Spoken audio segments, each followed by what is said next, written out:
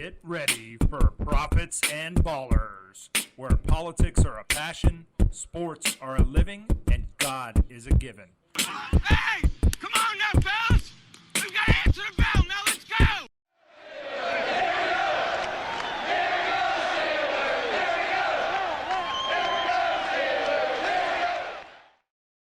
Hello, everyone. Welcome back to another edition of Steelers Recap. Thank you for listening to Prophets and Ballers. I am your Steeler prophet, Slags, and we will be recapping the Week 8 loss to the Philadelphia Eagles that dropped the Steelers record to a dismal 2-6. As always, thank you for listening. Please, if you could hit subscribe, hit like. We love bringing you this content. We love breaking down the Steelers games, pre and post game. Love doing it for Steeler Nation, Yinzer Nation. Please give us that support. We love bringing this on a weekly basis, and your support means everything to us. So to recap, wheels kind of fell off after 2 weeks, back-to-back games where the defense looked like it could be making strides. The wheels fell off, and they fell off early against Philadelphia. We saw once again a familiar pattern emerge. Steelers' first offensive drive. Eagles won the toss, deferred. Steelers' first offensive drive, 3 and out. No imagination again. Eagles take over, drive the field. Now, a couple things that stuck out to me immediately. Although Jalen Hurts did not resort to running against the Steelers, it was obvious that the Steelers wanted to eliminate that part, and that was a focus of their game plan, according to what Tomlin had said and other assistant coaches had said. However, the problem is, one thing that I noticed on that drive, that first drive, Alex Highsmith coming off the edge unblocked because he is the read guy for the RPO, and it's essentially a triple option offense for the Eagles where Hurts is going to read the unblocked man, in this case, Highsmith.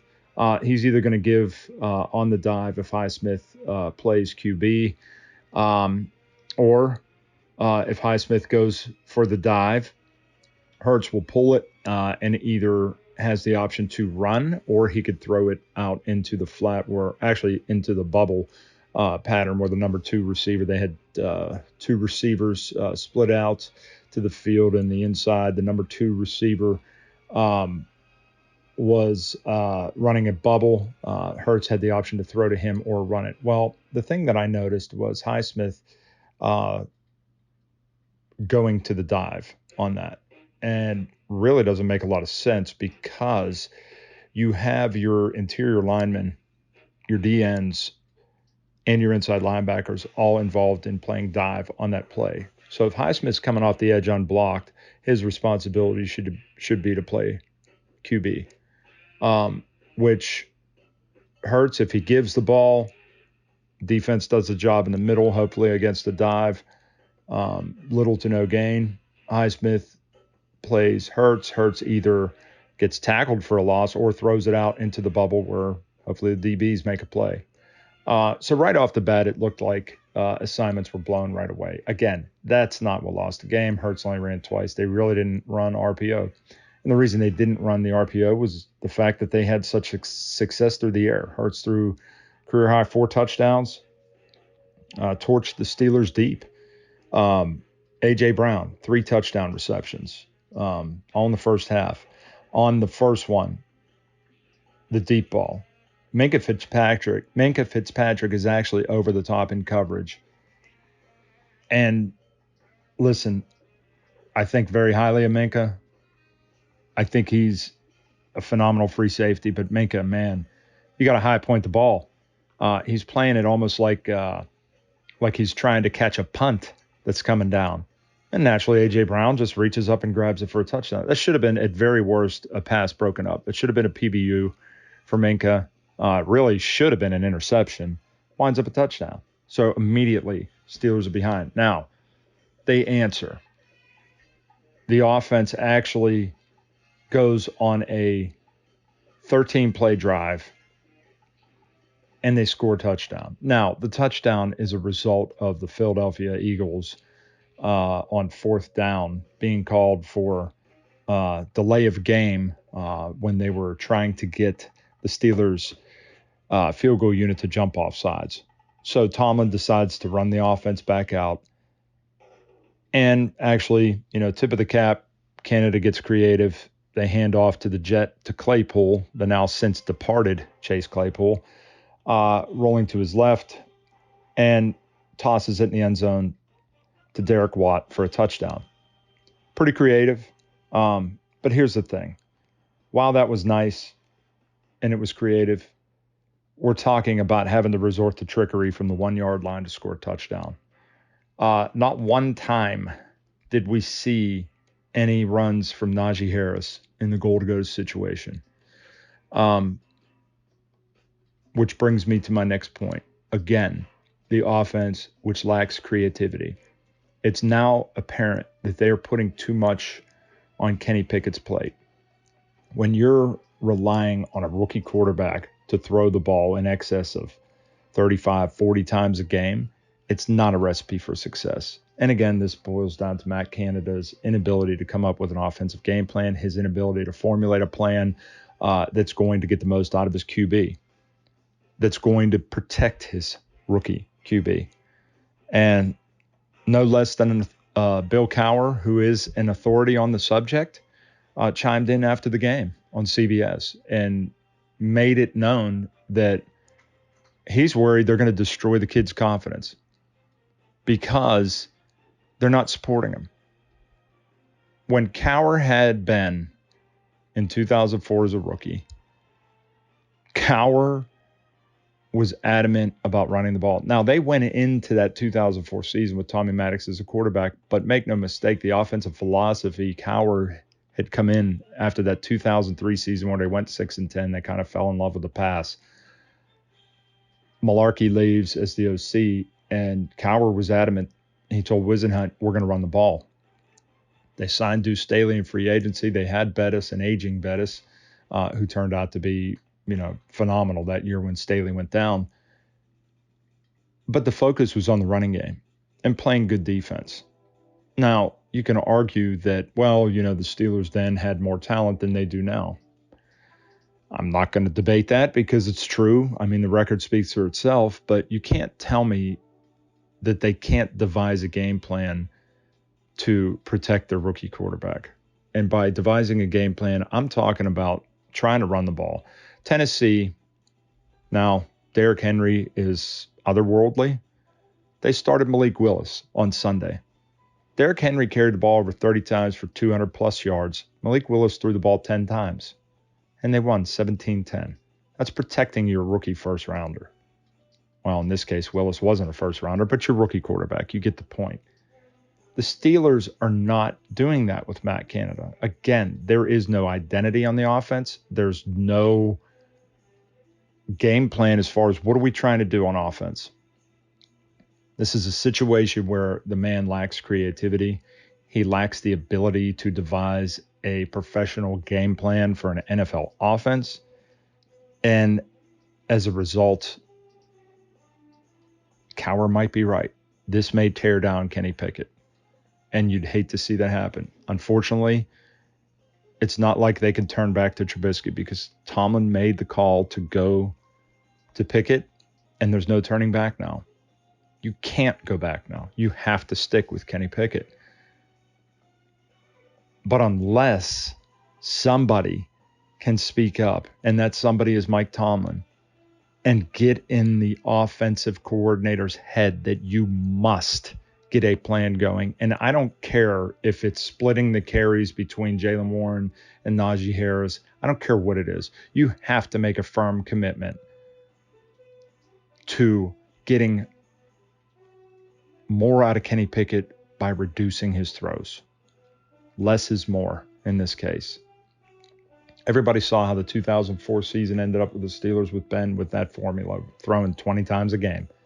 I know the NFL's changed drastically. It's not the same game that it was back then. Okay? And the Steelers right now are not the same team that they were in 2004. Okay? But they've got the highest paid defense. Now, not all those highest paid defensive players are on the field right now. It's going to be great to get TJ Watt back. But now that they're going to get him back after the bye week, they should have a little bit more confidence in being able to get some stops. And my God, have you ever seen one man mean more to a team than TJ Watt? This defense can't do anything without him. They can't get pressure on the quarterback. They played well in back-to-back weeks leading up to the Philadelphia game, but they just can't pressure the quarterback without him. So it'll be welcome to get TJ back, okay? They've got to figure something out. Now, with regards to Chase Claypool getting traded, I think it's a phenomenal move. Number one, he's going to be in a contract year next year. The chances of keeping him were slim to none. I don't think the Steelers were even interested in trying to keep him. So you let him play out his rookie contract. He leaves via free agency. You get nothing. They made the trade with the Bears for a second-round pick. So in essence, they're getting what they spent on Claypool. Only in this case, they may actually get a better draft pick depending on how the Bears finish. And again, this is the Bears' second-round pick, not the one that they received in the trade. So this will be on wherever Chicago finishes in the standings.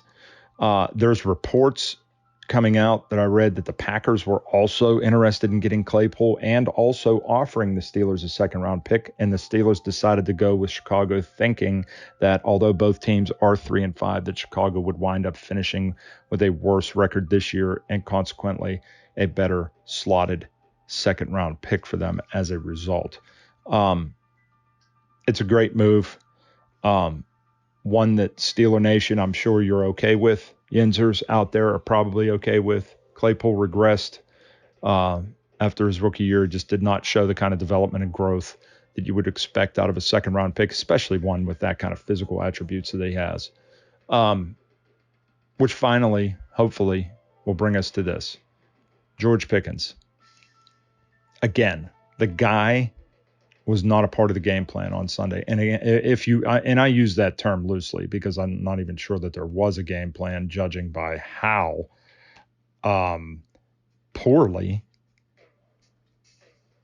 this is a weekly occurrence. There's nothing that goes on. So anyway, with that being said, George Pickens, it's criminal that he's not getting looks. Steeler Nation, we watched Antonio Brown for the better part of 7-8 years get 15 targets a game. That wasn't an accident. They game planned for that because the guy was phenomenal talent. He deserved those touches. He deserved those targets. George Pickens isn't getting that, and it's clear that George Pickens is an absolute dog. He is a stud, and they are wasting him away right now by not involving him more in the game plan. Never mind even the route tree that they have him running. The fact that he's not even getting targeted is criminal. So with that being said, Steeler Nation, enjoy this bye week. We all need a break from the dumpster fire mess we've been watching every Sunday. This falls on Mike Tomlin. Mike Tomlin needs to make something happen here. Heads need to roll. And hopefully that comes down from the top with the Rooneys after the season. And they need to tell Tomlin, you better make some moves. And the first one needs to be get rid of Matt Canada. Steeler Nation, once again, thank you for listening in. Yinzer Nation, thank you for listening in. It was a frustrating loss, one that we knew the game was pretty much over after a few series. Let's hope there are better days ahead. Let's hope that somehow Matt Canada grows a brain and suddenly decides how to devise an NFL game plan. Don't hold your breath because it's probably not going to happen. In fact, we know it's not going to happen. But let's hope some changes are coming and are in the works. And let's hope that they reduce the amount of pressure that's on Kenny Pickett right now. Again, thanks for listening. I am your Steeler Prophet's Legs. Please give us a follow. Give us a like. It means the world to us. Thank you as always, Steeler Nation, Yinzer Nation, for listening. Steeler Prophet out.